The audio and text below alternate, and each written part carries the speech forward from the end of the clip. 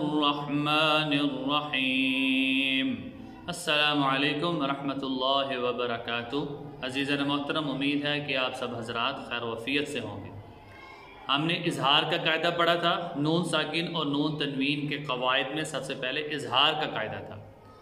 دوسرے نمبر پہ قاعدہ ہے ادغام کا، کہ نون ساکن، اچھا ادغام کس کو کہتے ہیں؟ ایک چیز کو دوسری چیز کے ساتھ ملانا۔ قرآن پاک میں ادغام کی علامت کیا ہوگی؟ تشدید، یعنی ڈبلیو، کیونکہ وہ دو حرف کو ہم ملا دیتے ہیں، اسی کو ادغام کہتے ہیں۔ اب ادغام کا قاعدہ کیا ہے کہ نون ساکن یا نون تنوین کے بعد اگر حروف یرملون یا را لام ویم واو نون، حروف یرملون میں سے کوئی حرف آ جائے تو وہاں پر ادغام ہوگا۔ اس میں یہ یاد رکھنا بہت ضروری ہے کہ ادغام کی دو اقسام ہیں۔ سب سے پہلے ادغام بلا غنہ، یعنی بلا غنہ کہتے ہیں بغیر غننے والا ادغام، اور دوسرا ہے ادغام مع الغنہ۔ مع الغنہ کہتے ہیں غننے کے ساتھ ادغام کرنا۔ اب ادغام بلا غنہ یعنی غنہ نہیں کرنا، وہ دو حرف میں ہوگا، لام میں اور را میں، اور باقی جو حروف ہیں نون میم واو یا، ان میں ادغام غننے والا ہوگا، یعنی ادغام مع الغنہ ہوگا۔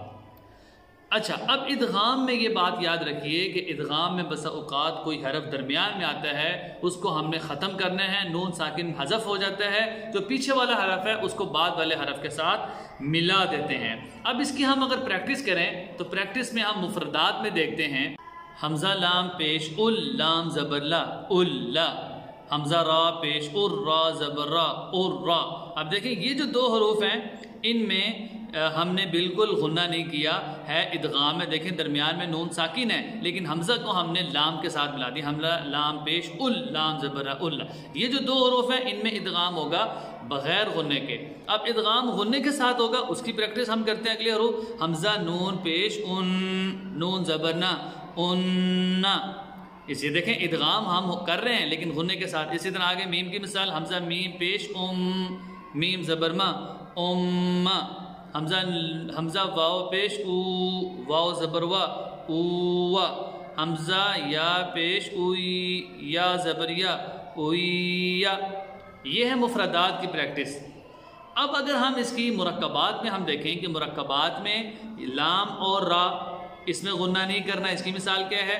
اور یا میم واو نون، اس میں غنہ کرنا ہے، اس کی پریکٹس کیا ہے؟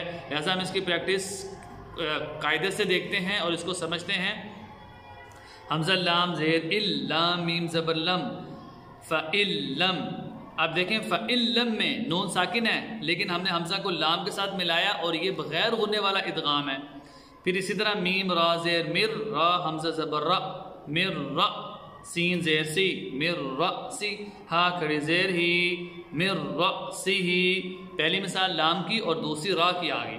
پھر اسی طرح نون کی مثال، اس میں غنہ کرنا ہے، میم نون زیر من، نون فا زبر نف من نف، عین زیر عی من نفعی، ہا زیر ہی من نفعی ہی، میم الف زبر ما من نفعی ہی ما۔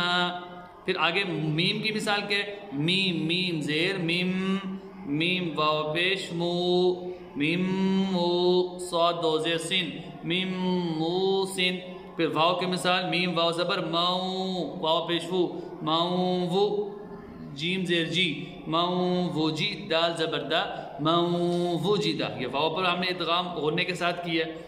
اب یا کی مثال یا رہ گیا، میم یا زبر مئی یا زبر یا مئی یا، قاف واو پیش قو مئی یقو، لام پیش لو مئی یقولو۔ اگلی لائن پہ بالکل اسی طرح ہے، لام اور را ملم اور مر رحیمہ، اس میں لام اور را ادغام ہو رہا ہے لیکن غننے کے بغیر ہو رہا ہے۔ اگلی مثال عن نفس، اس میں نون کے غننے کے ساتھ ادغام ہو رہا ہے۔ میم مقام، یہاں پر میم پہ ادغام مال غنہ ہو رہا ہے۔ میم ورق، یہ واو کی مثال آ گئی۔ این یضرب کی یا کی مثال آ گئی۔ تو ادغام میں لام اور را میں ادغام بغیر غننے کے ہوتا ہے، میم واو نون ان میں ادغام غننے کے ساتھ ہوتا ہے۔ اس کی ہم پریکٹس کریں گے اچھے طریقے سے کہ نون ساکن اور نون تنوین کے ہم نے دو قاعدے پڑھ لیے۔ پہلا قاعدہ اظہار تھا کہ جس میں غنہ نہیں کرنا، اور دوسرا قاعدہ ادغام تھا کہ ایک حرف کو دوسرے حرف سے ملانا ہے، اس میں لام اور را میں غنہ نہیں کرنا۔ باقی جو چار حرف ہیں یرملون کے، یمنو جن کا مجموع ہے ان میں ہم نے غنہ کرنا ہے۔ آج اتنا ہی کافی ہے، انشاءاللہ ملیں گے اگلی ویڈیو میں، تب تک کے لیے السلام علیکم ورحمۃ اللہ وبرکاتہ۔